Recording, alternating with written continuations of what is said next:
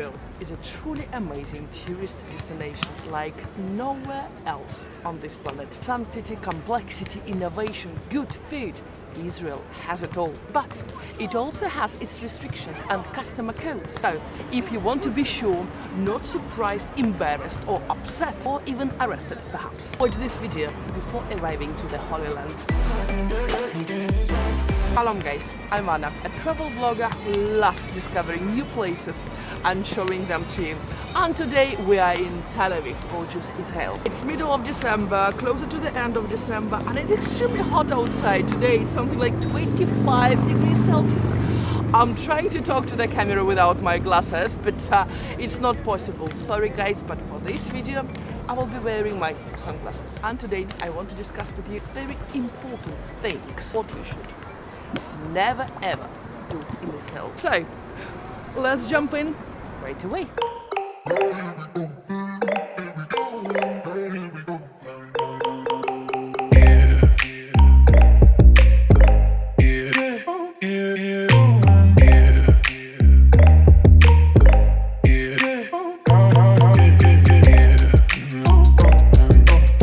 Number one, and don't get Uber in Israel. Get GETT taxi instead. For some reason, Uber is insanely expensive in Israel. I have no idea what happened to it, but I ordered Uber taxi a few days ago to go from the airport to my hotel in Tel Aviv city center. Fine, it was a little bit of a traffic, but 77 pounds. Come on, I'm paying twice less in London.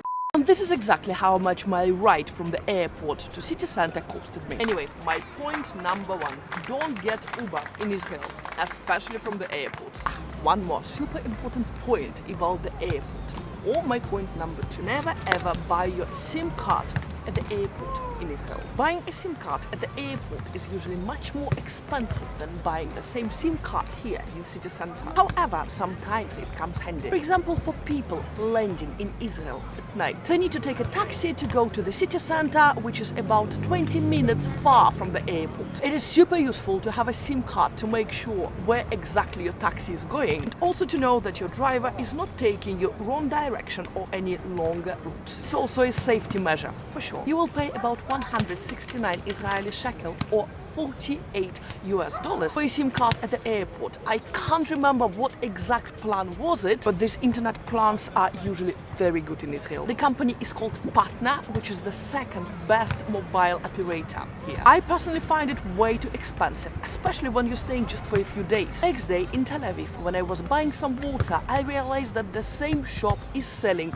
SIM cards, exactly the same SIM cards. But in that shop they were much cheaper, like almost twice cheaper. So if you can, avoid buying SIM cards at the airport. Number three, and don't be surprised in Israeli McDonald's. McDonald's in Israel offers some differences that set them apart from McDonald's 40,000 other restaurants all around the world. They are considered to be one of the aseptic fast food restaurants by dedicating their food options to kosher diet. Salads are the prominent item in their menu, whereas things like milkshakes have to be specifically requested, as they're not even on the menu. Besides being one of the only McDonald's in the world where the menu is not listed in English, there are some awesome McDonald's foods that can be offered only in Israel. Like KOSHER, for example. Kosher meals are considered to be foods that aligns with the beliefs of Jewish culture. Israeli McDonald's restaurants are only a few that actually offer only kosher beef in their restaurants. This means that there are no cheeseburgers available in Israel, as the dairy add-on doesn't fall in line with its kosher policies. In addition to their premium meat, however, Israeli is the only McDonald's in the world that barbecue their meat using charcoal instead of frying them. Which brings us to point number four, and never ever ask for cheeseburger, pork or shellfish in a kosher restaurant. As I've already mentioned in my previous video, kosher meal is something you absolutely must experience when you're in Israel. But Jewish kosher meals have dietary rules, and certain things are prohibited under their laws, such as consuming dairy and meat together and also eating pork or shellfish. My point number five, and don't expect breakfast in Israel to be small. Israeli breakfast is a lie. In fact, this is lunch. or brunch. Order traditional Israeli breakfast in any restaurant and very soon your table will be loaded with bread, pastries, salads, mezzes, eggs, orange juice, coffee, more pastries to ensure you will remain full until at least afternoon. It might be healthy, nutritious and delicious. By no means Israeli breakfast is light. And while we're sitting in this gorgeous place with amazing beach view, my point number 6, and always tip when you're in Israel. Israeli waiters and Tel Aviv waiters in particular live on tips rather than their actual salary. So tipping in Israel is very common and quite high, at about 10-15% from your meal. Mazel tov. In fact, tipping is so common in Israel that not leaving a tip will be considered rude. Even if the service was bad, it is customary to leave at least 10%. And if you are really happy with the service, just go for it. Leave at least 15%. You may ask in the restaurants and in the cafes to include your tip in your card payment. And this is exactly what I do every single time. And don't forget that Israelis are not shy at all, and perhaps even too direct. The waiter will have no problem to walk you out of the restaurant and ask why you didn't leave the tip. And this is one of my favorite places for breakfast in Tel Aviv. The view is fantastic, the staff is super friendly, and it just looks amazing.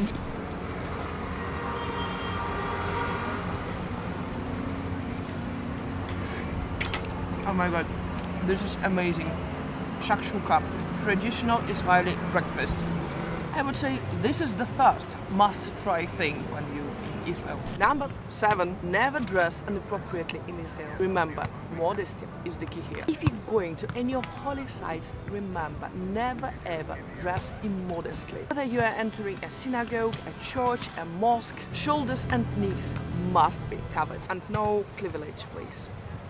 Modesty dress code is also required for visiting Temple Mount, Baha'i Gardens in Haifa, or walking through any of ultra-Orthodox Jewish neighborhoods. While being generally a very liberal country, one of the best tips I can give to you is to always be mindful of what you wear in Israel. Always avoid wearing too short shorts and crop tops. Furthermore, when you visit a synagogue or a mosque, as a woman, you should always cover your head with a scarf or hijab. Of course, when you go to the Dead Sea, you can wear your bikini.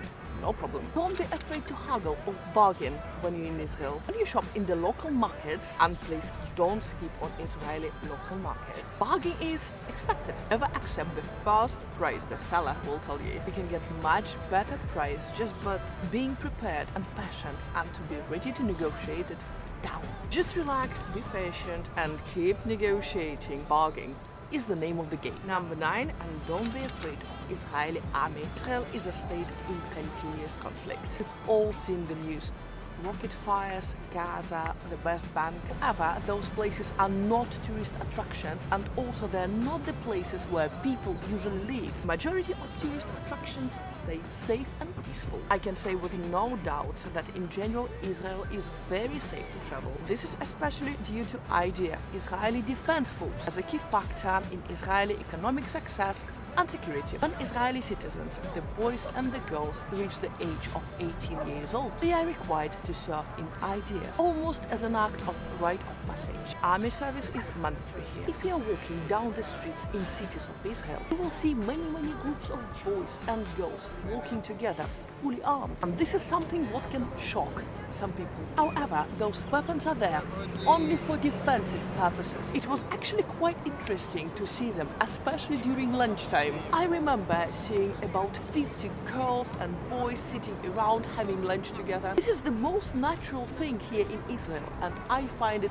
fascinating. And even though I think it's okay to take a couple of pictures, please be respectful and don't put your camera right in front of their faces. They're serving the army and doing their job right now. Super fun fact here, women once restricted to administration positions have held combat positions since 1995, and today they make 51% of Israeli army. Number 10, and don't go hiking in Israel, and never ever go away from the path. Well, let me rephrase that. Of course, you should definitely explore Israel, but in a rule-striking country, you should be always very cautious about it if you don't want to die. Never go completely off the track or take paths less taking because you never know if you walk on top of an active minefield or drive by a remote area where rocket fires are imminent. Put your wanderlust being on hold for a few days. Guys, by the way, if you're planning to go to Norway or go to Italy or to come to Israel and you have some questions where to stay, what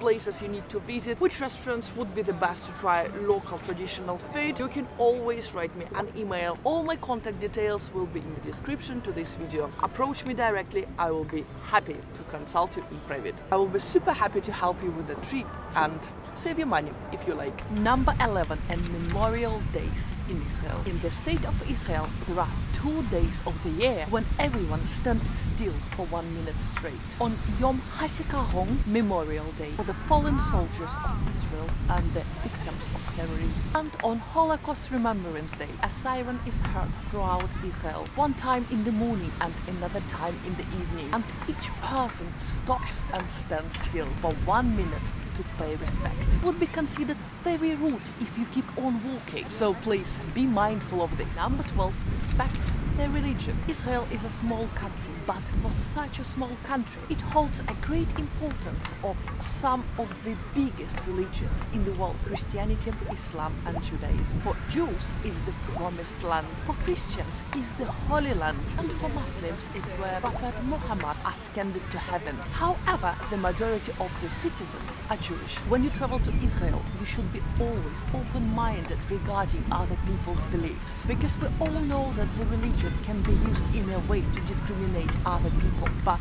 we should never do that. You will come across lots of people who place a lot of importance on religion in their life, and people who travel to Israel to perform some of their rituals. Accept it and respect it, even if you don't understand it, and even if they are different from your own beliefs. Number 13, never ever touch an Orthodox person of the opposite gender. Doesn't apply to all Jewish in general, but when it comes to Orthodox Jewish, it's a completely different story. Orthodox Jewish laws restrict them from having any physical contact with people from the opposite sex, unless you are a member of their family, parent, spouse, child or sibling. So try to be respectful about this. If you sit next to them, don't be surprised if they ask to move the seat to avoid sudden touching. They are not disrespecting you, they're just obeying their very strict Orthodox Jewish laws. Number 14, and don't talk about politics. This was something I kept refreshing in my mind even before boarding that plane to Israel. I know it might sound super interesting to have a first-hand political discussion with the locals, but try to rather focus on exploring their country. Number 15, this is something super interesting. Don't shave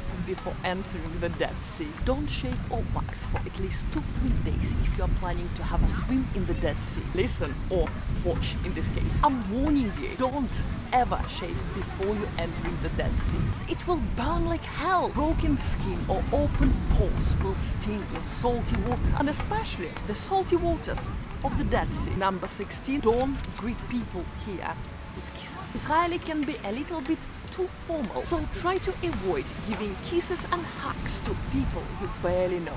Firm handshake will be always appreciated. Number 17, and let's have a chat about it inside, because it's getting super warm here.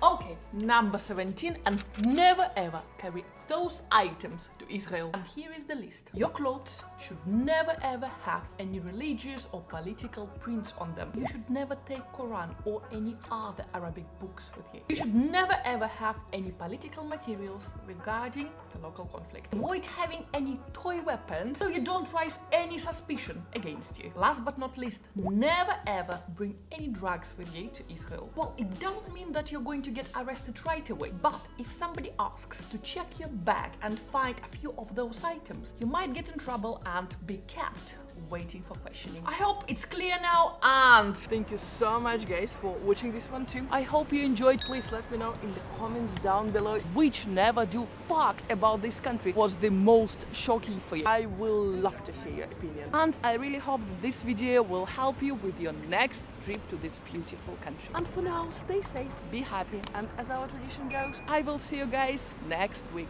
Don't know which country from yet. Bye for now. Love you so much. Love you lots. Love you guys. Love you. Bye. Bye for now. Bye. Bye.